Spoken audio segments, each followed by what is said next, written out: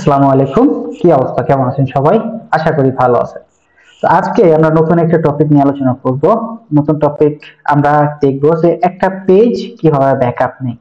একটা পেজ কিভাবে ব্যাকআপ নেই সে বিষয়টা দেখব, কারণ আমরা ফুল সাইট মাইগ্রেশন করা দেখছি, বাট একটা পেজ কিভাবে ব্যাকআপ নেই সে বিষয়টা আমরা দেখব আজকে। তো আমাদের সাথে আছে আসাদুজ্জামান সাগর, আমাদের থার্ড ব্যাচের স্টুডেন্ট। তো সাগর ভাই, সব মিলিয়ে তো তাহলে চলছে আপনার ভালোই। $80 প্রজেক্ট রানিং আছে, অ্যাক্সেসটা দিবেন একটু। জি, ওকে, আলহামদুলিল্লাহ। Thank you. আপনার ওকে, কি আমরা অবস্থা? সাইড, আমরা কিছু না, আমরা শুধু জাস্ট ওয়ে, আপনারাই প্র্যাকটিস করেন, আপনারাই সবকিছু পান। আচ্ছা, যাই হোক, আমরা দেখতে পাচ্ছি যে আসাদুজ্জামান সাগর ভাইয়ের পোর্টফোলিওটা আমরা দেখতে পাচ্ছি। তো আমরা এই পোর্টফোলিওটাকেই আর কি ব্যাকআপ নিব। আমরা ওয়েবসাইটটা দেখছি খুব সুন্দরভাবে তৈরি করছে ওনার, রিভিউ টিভিউ থেকে শুরু করে, এবং সাইডে ওনার সবকিছু রয়েছে। তা আমরা এটাকে ব্যাকআপ নিব। জাস্ট এই হোম পেজটা, আমরা তো ওয়েবসাইট মাইগ্রেশন করি আমরা A to Z, বাট আমরা এই একটা পেজই মাইগ্রেশন করব। কিভাবে করব সেটা আমরা দেখি। আমরা প্রথমে এডিট উইথ এলিমেন্টরে যাচ্ছি। ওকে, এডিট উইথ এলিমেন্টরে আসার পরে পাবলিশ অপশনটা হয়ে গেল ভাই, এরকম হয়ে, আচ্ছা, আমরা কোন জায়গায় কিছু চেঞ্জেস করি। কোন জায়গায় চেঞ্জ করতে পারি আমরা, এখান থেকে কোন এক জায়গায় চেঞ্জ করি আমরা, তাহলে বুঝতে পারবো।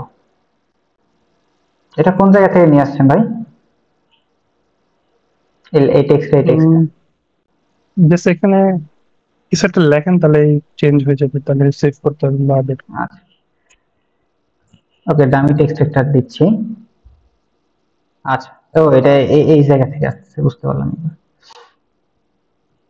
বুঝতে পারছি এবার। আচ্ছা, এখন আমরা এই পেজটাকে যখন ইয়া করবো, সেভ অপশনের এখানে একটা অ্যারো বাটন রয়েছে। যারা নতুন এলিমেন্টর আপডেট আছে, হয়তো এই কর্নারে দেখা যাইতে পারে সেভ অপশনটা বা আপডেট অপশনটা। এইখানে আমরা দেখতে পাচ্ছি যে আমাদের আপডেট অপশনটা নিচে রয়েছে। আমরা যদি একটু জুম করি, আমরা এখানে দেখতে পাচ্ছি আপডেট অপশনটা। এখানে দুইটা অপশন আছে, একটা আছে সেভ এন্ড ড্রাফট, একটা আছে সেভ অ্যাজ টেমপ্লেট। ওকে, অনেকের ক্ষেত্রে এই কর্নারে দেখা যেতে পারে। তো আমরা এই অপশন থেকে আমরা ক্লিক করছি সেভ অ্যাজ টেমপ্লেট। ওকে, আমরা টেমপ্লেটের একটা নাম দিয়ে দিলাম, আমরা দিলাম Asad home page, and save এ ক্লিক করছি। ওকে, আসাদ হোম পেজ যখন আমরা সেভ এ ক্লিক করলাম, আমরা দেখতে পাচ্ছি এর আগে অনেকগুলো রয়েছে। তো আমরা এই হোম পেজটাকে শুধু ডাউনলোড করবো। এটা কত এমবির হইতে পারে, অনেক বেশি লাগতে পারে, বাট এটা দেখবে একদম শর্ট একটা। ওকে, সরি, ডোন্ট অ্যাপ্লাই।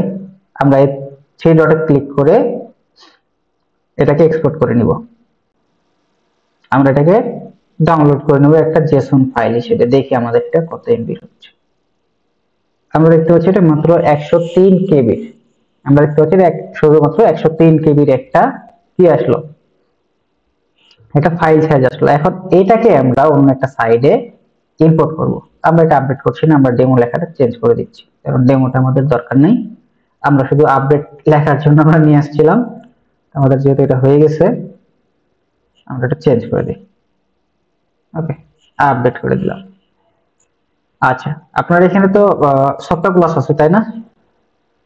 আচ্ছা, সফটওয়্যার ক্লাস না থাক, আমরা ড্যাশবোর্ড থেকে এক্সট্রা একটা পেজ ক্রিয়েট করে নিই। আমরা পেজের অপশনে যাচ্ছি, যেহেতু আমরা একটা পেজ ব্যাকআপ নিছি, আমরা নতুন একটা পেজ এড করছি। পেজটার নাম দিলাম মনে করেন ডেমো আসাদ, এন্ড এটাকে আমরা পাবলিশ করছি। পাবলিশে ক্লিক করলাম। ওকে, এখন আমরা ওই পেজটাকে নতুন মনে করেন, এটা আমাদের নতুন একটা ওয়েবসাইট, এখানে আমরা ব্যাকআপ করে নিয়ে আসবো। তো আমরা এডিট উইথ এলিমেন্টরে ক্লিক করছি। এখন এখানে যদি কেউ ভাবেন যে না, আমি ওয়ার্ডপ্রেস থেকে ব্যাকআপ নিয়ে অন্য কিছু করবো, তাহলে এলিমেন্টর সাইট অন্য জায়গায় ব্যাকআপ নিব, হবে না। আপনার এলিমেন্টর সাইট এলিমেন্টর দিয়ে নিতে পারবেন। আচ্ছা, এখন আমরা এখানে এই অপশনে যাব, এডিট উইথ এলিমেন্টরে আসার পরে আমরা এই প্লাস আইকনে না, আমরা যাবো ফাইল ম্যানেজারের আইকনে বা টেমপ্লেটের আইকনে, আমরা এখানে ক্লিক করব।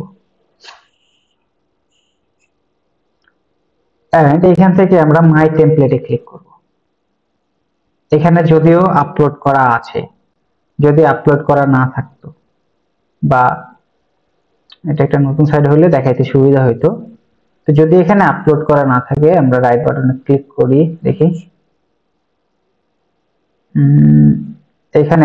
এখান থেকে আমরা ইম্পোর্ট টেমপ্লেটে ক্লিক করব। এখান থেকে ইম্পোর্ট টেমপ্লেটে ক্লিক করার পরে আমাদের ফাইল ম্যানেজার থেকে জেসন ফাইলটা আমরা অ্যাড করে নিব। এটা হচ্ছে আমাদের এই জেসন ফাইলটা। তো মনে করেন আমাদের এখানে যেহেতু আছে, আমরা এটা ইম্পোর্ট করছি না, আমরা এটা কেটে দিলাম।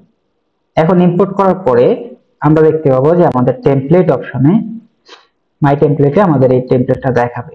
এটা শুধুমাত্র এখানে ইনসার্ট যদি আমরা ক্লিক করি, অ্যাপ্লাই ক্লিক করছি, ইম্পোর্টে ক্লিক করলে অটোমেটিক সেটা ইম্পোর্ট হয়ে যাবে। আমরা একটু দেখি, এখানে দেখতে পাচ্ছি আগের যে সাইটটা ছিল সেম টু সেম চলে আসছে আমাদের এখানে, কোনো কিছু চেঞ্জেস নেই। শুধুমাত্র এটা চেঞ্জ আছে সেটা হচ্ছে হেডারটা নাই, যে মেনুগুলা ছিল এখানে হয়তো কিছু অপশন থাকবে না, সেইগুলো নাই, বাকি যা ডিজাইন ছিল সম্পূর্ণটা চলে আসছে। আমরা একটু আপডেটে ক্লিক করি।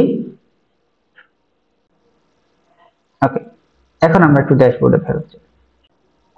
আচ্ছা, এটা আপডেট হচ্ছে, এটা ওকে, এটা আপডেট হয়ে গেছে। এখন আমরা একটু ড্যাশবোর্ডে যাই এবং আমরা যদি এখন ওই পেজটা ভিউ করি, এখান থেকে আমরা অল পেজেসে যাচ্ছি এবং অল পেজেস থেকে আমরা শুধু ওই পেজটাই ভিউ করব, দেখবো যে আমাদের কিরকম আছে ডেমো আসাদ। এইটা আমরা মাউসের রাইট বাটন ক্লিক করছি and open in new tab.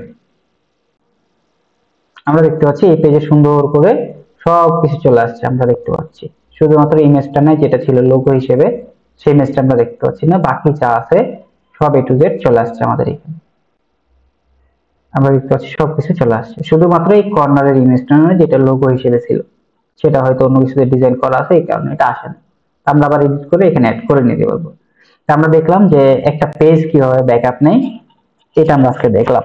এবং এইভাবে চাইলে আপনি আপনার পেজ গুলা টেমপ্লেট গুলা জেসন করে রেখে পরবর্তী কোনো ক্লায়েন্টের কাজে লাগাইতে পারেন। এটার একটা রিজন, একটা সুবিধা হচ্ছে যে মনে করেন আপনি একটা কোনো রিয়েল এস্টেট ওয়েবসাইটের হোম পেজ ডিজাইন করছেন, পরবর্তীতে আপনি চাইলে সেটা সেভ করে ব্যাকআপ না নিয়ে একটা মাত্র পেজ আপনি রাখতে পারেন, সেটা আপনার কাজের ক্ষেত্রে।